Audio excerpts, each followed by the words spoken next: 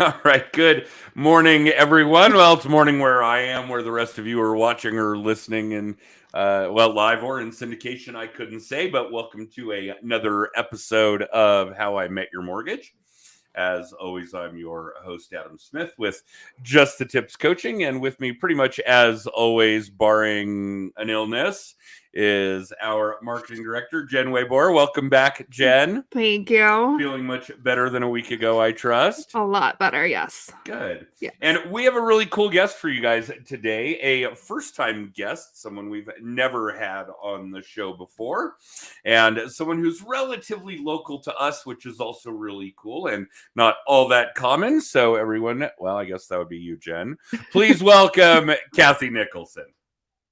Hi, Hi, guys. It's nice to be here. Thanks for having me. Oh, no, we're glad to have you.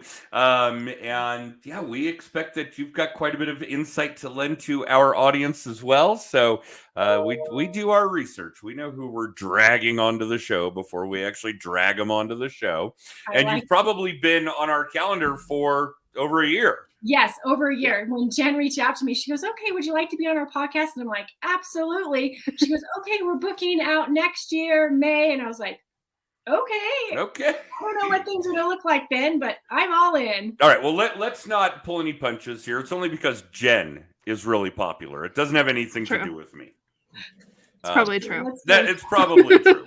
Although a lot of what we talk about recently, in fact, and I know we've got a couple of campaigns that we're running right now just to make sure people know that one of the things that's really important in your lead gen business, in your lead gen activity in your business, is to be constant and consistent. So when we can boast our 5th year of our podcast and we're booked well into more than half of the 6th year. Okay. Almost all the way through July. Through July of our 6th season. Wow. Okay. Yeah. So yeah, it's just a matter of doing things that build traction, being tactical, being constant and consistent. But we will certainly talk about that some more as we roll on here. Let's give our audience a little taste of Kathy. So Kathy, our audience knows, and we will tell you as well, that yes, we've done our research. Yes, we know that you're doing good business, those kinds of things. And then obviously we probably watched you for a year and a half before we asked you to be on the show. So now 2.5 years, we've been kind of keeping our eyes on you. That's not anywhere near as creepy as it sounds. No pressure. Yeah, actually, that probably is about as creepy as it sounds. Yes. But yeah, so our audience knows that in order to be a guest on How I Met Your Mortgage, and certainly if you're in the real estate space, that Adam and Jen have done quite a bit of due diligence to make sure that we're not just inviting the onesie twosie soccer moms that make up the majority of the active real estate agents, according to NAR, but the people that are actually in the 20 of that 80-20 that are doing 80% of the work, which we know you fit into. So give us a little bit of insight and background as to who Kathy is. Where did you start? What in the world made you think getting into this crazy business was a good idea? And what did life look like for you back then? I kind of fell into the business. I was into nonprofit a lot, which speaks to my heart, and I pull that into my real estate business. I'll touch on that later. I work for a nonprofit, the Leukemia and Lymphoma Society, which Adam knows a lot about because he was Man of the Year. I've done my research too. That was a long time ago, but yes. But we can talk about that later too. So I recently had my second child. We lived in Conifer and my office was down the hill. And I decided to get a part-time job at a local real estate agent as the front desk girl. And so that's where I started. And as I saw all these real estate agents come and go, and I monitored their files and regulated and made them adhere to the rules, in the back of my mind, I was like, I'm never going to be a real estate agent. These guys are crazy. That's awesome. That is hilarious. Yeah. So then, and when I was the front desk, I still had my toe in the Leukemia Lymphoma Society. I've been involved with them since 2004, and I've never stopped raising money and being involved in their campaigns. But then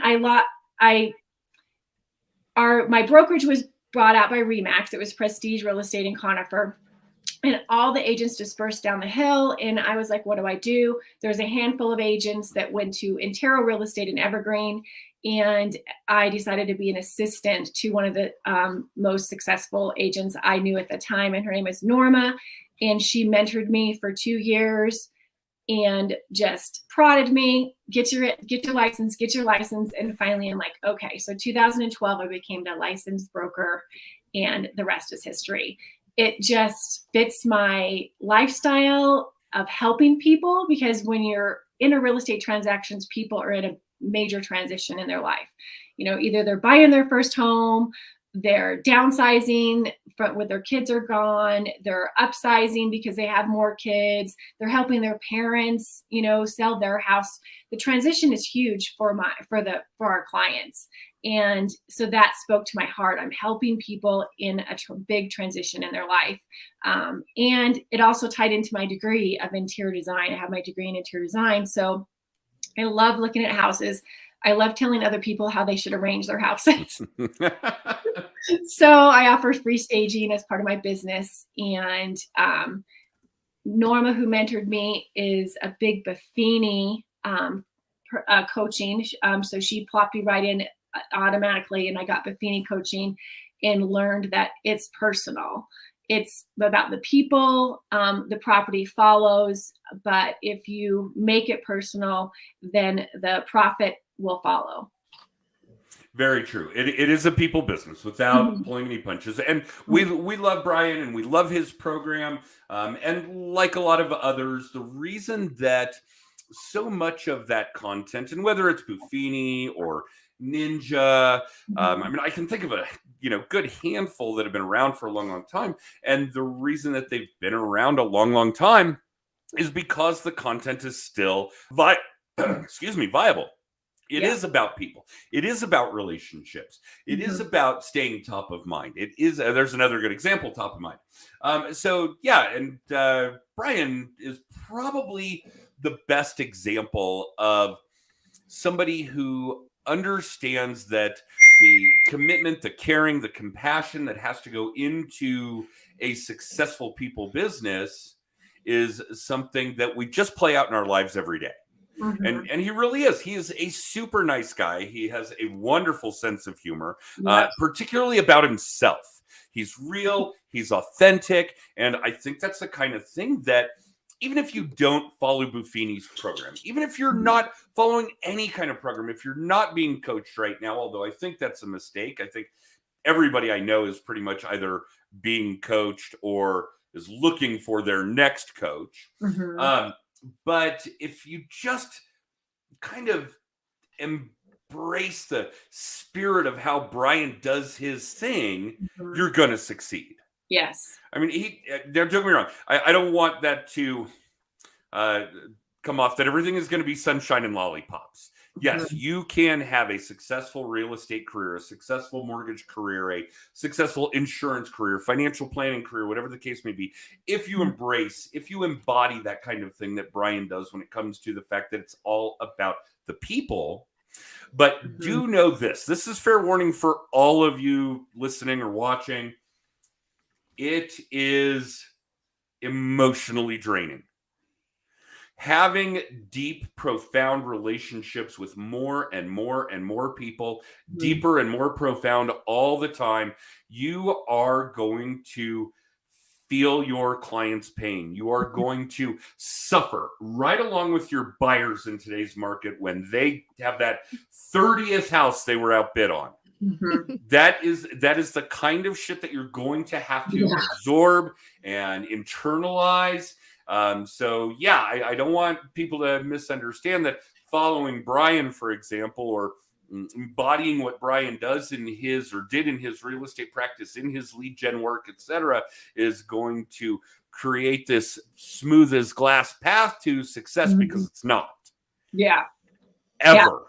Each transaction is different. Yeah. Yeah. The workload, the things that are a byproduct of lead gen may be easier for you. That's another discussion for another time, and not something that Brian really focuses on anyway.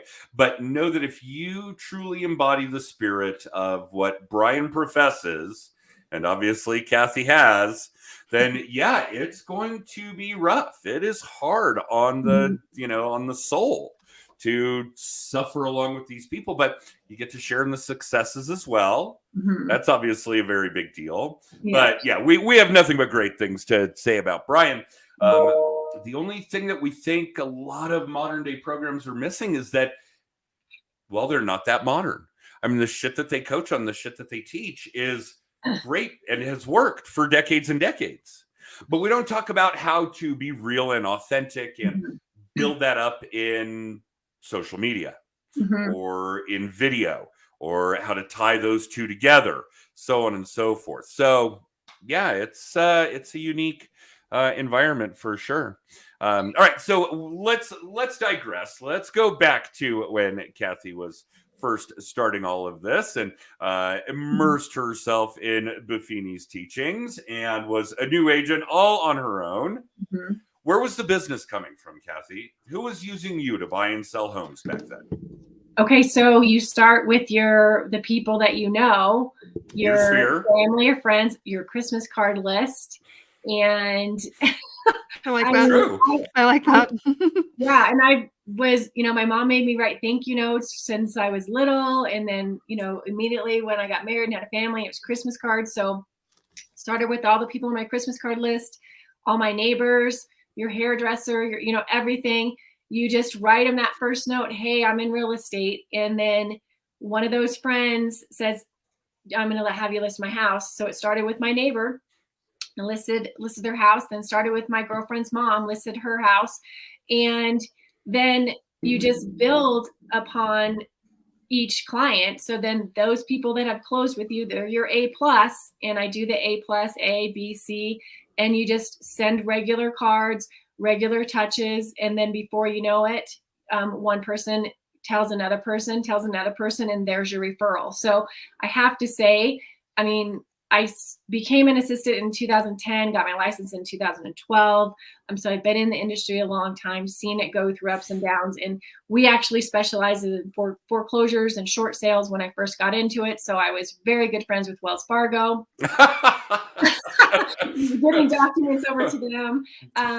We should take note of that, because I don't think there's anybody on the planet that has ever said, I was really good friends with Wells Fargo. Yeah, I had a direct line to the number to get the documents. But it's definitely different now. But the foundation is still the same. Is you have to have your touches on it. You have to kind of merge yourself into where your client's coming from, whether they're losing their house to foreclosure at that time, or now they're making $200,000, $300,000 on their investment.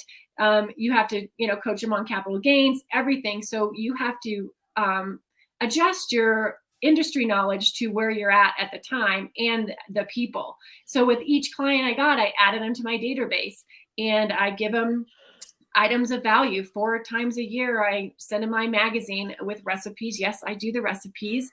I also do health tips, home cleaning tips. Everybody gets a Bronco schedule, because that's how I roll. I'm sorry if you're not a Bronco fan, you're going to get a Bronco schedule. I do that. That's awesome. And then we actually do I pick 10 clients a month and actually drive if they're local, or I'll mail them a little Popeye, like the little, April showers bring May flowers type of thing. So you have your touches on everybody, and then your business grows. It's evolve or evaporate. And then you brought up the consistency too. So it's a combination of both. You have to be consistent with your brand and who you are. I'm authentic.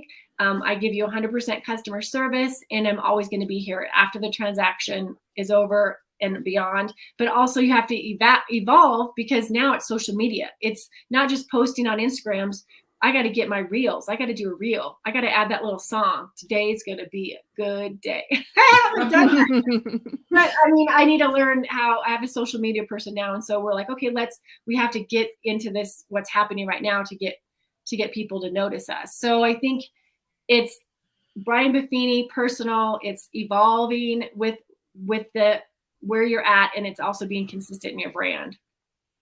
Yeah, all of those are important things. Mhm. I do want to go back to one of the first things that you mentioned, because we've been focusing on it a lot. And we even did a weekly little tip, our video blog on it within the last couple of weeks. I'm not even sure that that video's been distributed yet, Jen. Not yet. But you have got to remain dynamic. Now, this is a pretty broad example, but I want you guys to pick up on what Kathy is putting down here.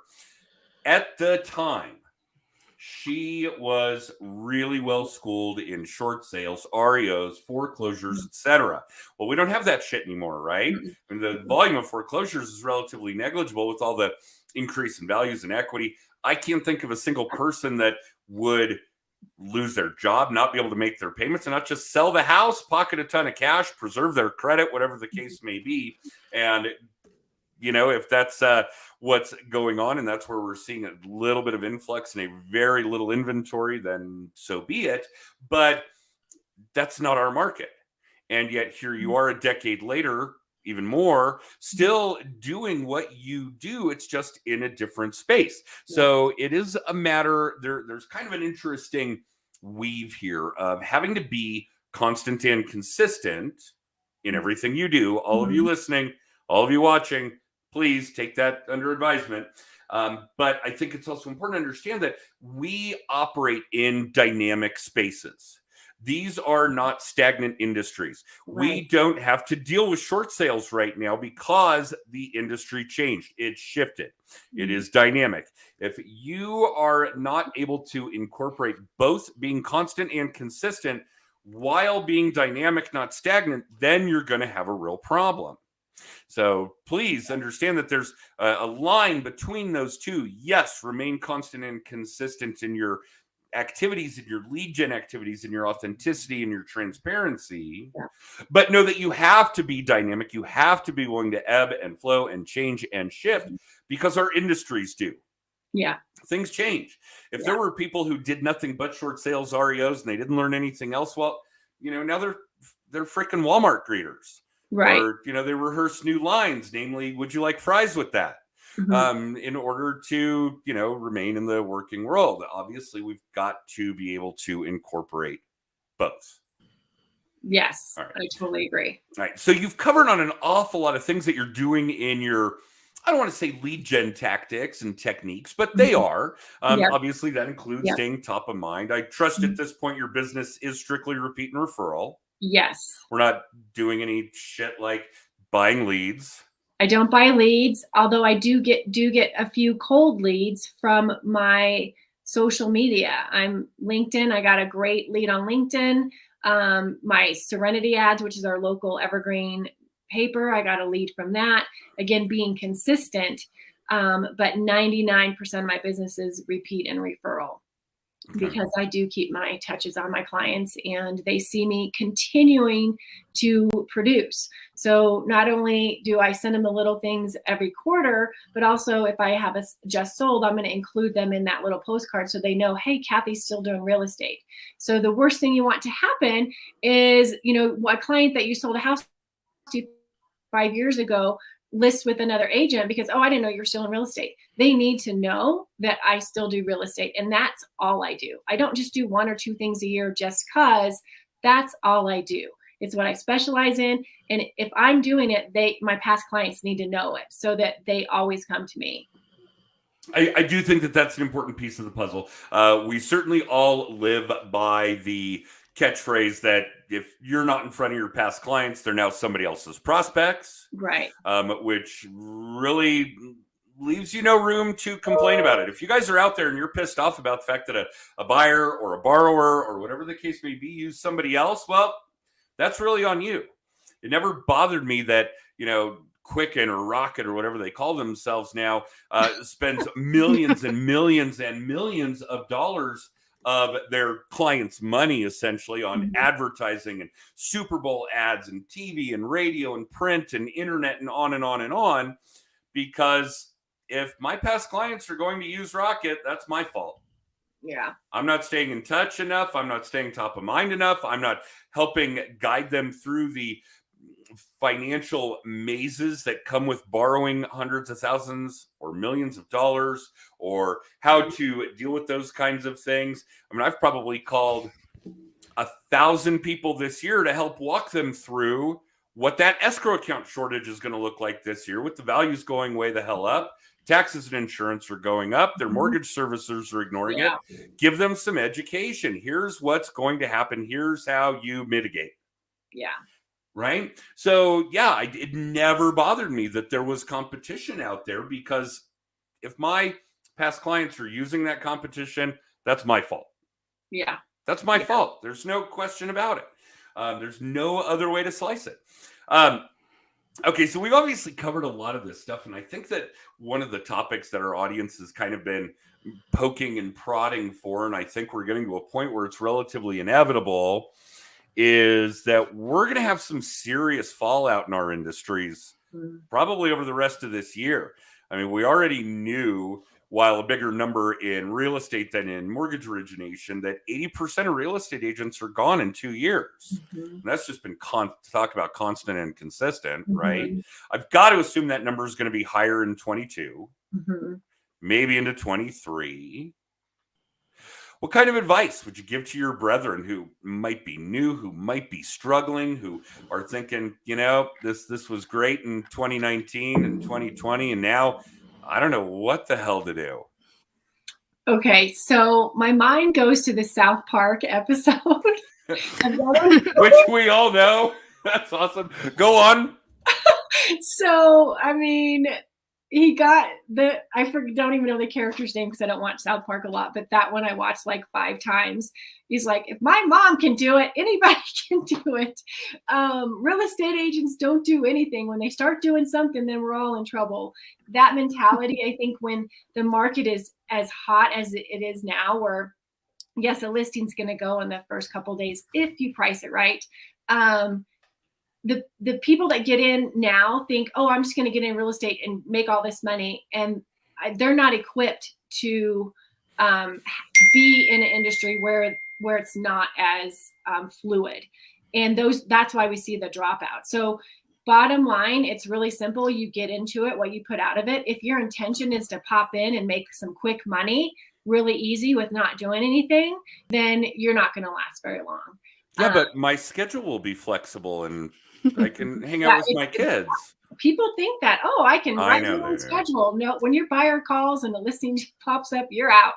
So whether you're hanging out on a Sunday at 5:00, which did happen yesterday, hey, we want to see that house in the valley. Okay, I'll be there. Let's go. 60 minutes, so it is what you put into it, and you have to be willing to give up the Saturdays, Sundays, and Mother's Day. I have 2 buyers. I'm going to be going out. You have to work for it. At the same time, if you have a foundation of support behind you, like my brokerage is amazing. I've been there the whole time. I haven't popped around to different brokerages. Oh, I can make more money if I go over here. No. My brokerage is my family. They all have my back. If I go camping and I need someone to cover my business, I can say, hey, you guys, I'm camping. I don't have any cell service. Like, I'm not just saying that, but then they cover your business. So you have to be willing to work on the holidays to put into it, to get out of it. And that would be my advice. I've seen young agents pop in and like, tell me what to do. So first you have to learn, the software. You have to learn RE Colorado. You have to learn your CTM. You have to learn showing time. All that stuff is good. But then they're like, okay, where's my business? It's like, okay, who do you know? Well, all my friends, the young ones, they're not buying houses right now because they're in their 20s. What about your parents? What about your uncles? What about your cousins? What about your dentist? So again, I give them the same advice that I was given by Norma. Get out your pen and paper, write a note, pick up the phone, give them a call. So if you're not willing to do that foundational step and keep doing it, you're going to drop. You're not going to be in the industry very long. I think that's actually, okay. We all know that the real estate schools don't teach the actual real estate business. Nope. You learn contracts, you learn negotiations, maybe you learn what an inspection looks like, when the appraisal comes in the process, whatever. Okay. What we don't learn is how to generate business. And it's funny because all the shit we learn in real estate school is a byproduct of generating business. Right. If you don't have buyers and sellers, you don't need to know any of the shit you learned in real estate school. Right. That's all there is to it. You learn how to pass the test in real estate right. school. But the real estate schools cannot tell you, all of you going in, that this is a byproduct. What we're teaching you is a byproduct of learning how to find buyers and sellers. If you don't learn how to do that, you're not going to need to know any of this. Right. Because that would destroy their model. Instead of 80% of real estate agents failing inside of 2 years, if the 80% that are going into the game right now just didn't go in, the real estate schools would fail. So they're not going to, do this. They're not going to say, hey, if you don't learn, what you need to do before you know all this real estate stuff, or when you actually get to put it into practice, then it isn't going to work. So I understand their business model, and it is what it is. But I think that 2-year window is a pretty plain cycle to the effect that, okay, I know I got to run my sphere. But Aunt Edna isn't buying a house every year. And if you don't learn how to build on that, if you don't understand that building your audience, building your contact database, staying in touch in front of, on the top of mind of all those people is an all day, every day for the remainder of your career activity, then it's not going to work anyway. Right. Then you are one of those people that's going to be gone in 2 years. Yeah. And you have to talk about your business. So if I'm out playing golf, I'm going to talk about real estate because that's my job. And, oh, you're in real estate? Oh, you have to be willing to say, this is what I do when you're out and about in your normal life. So you can spur the conversation. And then that, again, builds your referral business. Be part of the community. That's another big piece that I hold dear. I coach Girls on the Run. I'm part of the Leukemia Lymphoma Society. Half my business is the people that I've trained marathons with. So that's a big part of that. I'm involved in the community for wildfire mitigation in Evergrande and Conifer. I'm on that committee, educating people so people see that real estate is what I do, but I'm also out in my community. And yes, I'm going to talk about my real estate in my community. So you have to be willing to put that conversation out there and actually have a conversation from, hey, Kathy, how's the market going? You have to be ready to pick it up and actually talk about it and go, oh, it's great. I do love that question. And so I'm going to share with you and those of you that happen to be listening in on this podcast, the correct answer to that question is, well, are you buying, selling, or investing? Right. Okay. Yeah. Then you can formulate your answers better. And of course, the proper answer is that it is great for all of the above. It is a great time to buy. It is a great time to sell. It is a great time to invest, on and on, with very specific points for each one. But yeah, the correct response to how's the market is, well, are you buying, selling, or investing? And if they're selling, the first question I ask, where are you going? Yeah, that's a good question. Are they maybe nowhere if you can't. If I sell your house, where are you going to live? And I'd say it's very interesting. That's one thing I've learned during COVID, which is why I think everything just blew up, is because people can work from anywhere and their mind just gets explodes. Like, where would I want to live? Oh, I've always wanted to live in North Carolina. I'm just going to go live there because I can work wherever. So we've seen a lot of people that live in Colorado, that grew up in Colorado, they're out. They're taking their money. They've made a lot of money and they're going to Florida. They're going to Arizona. They're going to Texas. So, but then we also have all those people coming here. So people are just shuffling all around because they want to be where they want to be. In life. Yeah, you don't know what's going to happen tomorrow. So I might as well be enjoying where I'm at. If I'm going to live at home, work at home, I want to be somewhere I love. Yeah, very, very true. And I think that there's something also really important in this environment that you've touched on a couple of times, but I really want our audience to be able to get their head around. Community involvement, volunteer work is important, necessary. I don't want to say important. It's required for a number of reasons. It is really good for your business. There's no denying it. If you are involved in a volunteer capacity for something you are passionate about, you are automatically going to come into contact with other people passionate about it. Yep. You already have a rapport. You already have something in common with all these people that you're going to be involved with in that particular environment, that role, whatever it is that you're doing. However, it's still a people business. We have to care about the people. Volunteer work, community work is one of the greatest ways to exhibit that. And I know that, I was probably a teenager when my father explained philanthropy to me, and how when we're young, we volunteer our time, and when we're old, we donate our money. And there's a sliding scale in between. As you get older, you have less time, but you have more dollars, on and on. Love it. And he was responsible for running the single greatest non-corporate fundraising team for Light the Night with LLS. Oh, really? And it was really cool because they gave him an award on this big stage set up at Washington Park. And at the time, we were doing the Man of the Year campaign. Yeah. So it was really this unique environment for the two of us, me presenting the award to him. He didn't know I was going to do it. In fact, the MC of the event that night didn't know I was going to do it either, because she was surprised to see me start walking up on stage and introduced me as the Man of the Year candidate. Wow. And but that kind of thing. And we're in front of thousands and thousands of people in Wash Park. Yep. And I never had made the connection at the time about how doing something that's good for this small sect of the community, people who have contracted blood cancer, people who are fighting a blood cancer, people who do research on blood cancers, people who treat blood cancers, etc. That's a relatively small community compared to the global population. And yet there was this huge chunk of the population that they were not in any of those categories. They weren't sick, they weren't being treated, they weren't scientists, they weren't researchers, they weren't oncologists, etc. But they all got to witness that. And I don't even know how to describe how valuable that is intrinsically. It's just amazing.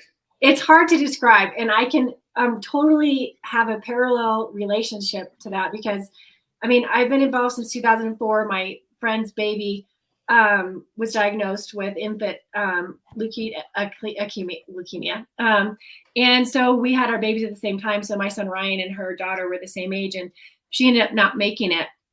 She passed away at 10 months. And ever since then, I'm like, this is not okay. So I jumped in.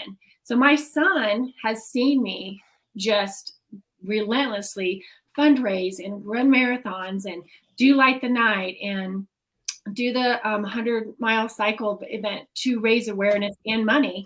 And when it came time to the director of the Rocky Mountain chapter asked my son when he was in high school, hey, do you want to try out Student of the Year? And I'm like, oh God, he can barely pass math. We can't do this. And he immediately, without hesitation, said, yes, I want to do this, because he had seen my actions and what the difference it made, in fundraising dollars, research dollars, but also as you do this, the families affected by blood cancers are also affected in a positive way. So I was so proud of him. He jumped in with both feet. He didn't have a team behind him. It was him. His one friend said he would help him, and he didn't. He wasn't able to. So my son ran for Student of the Year all by, for the Conifer High School. And it was amazing to see him at the gala. And it was community is awesome. And it all feeds down into who you are and why you do what you do.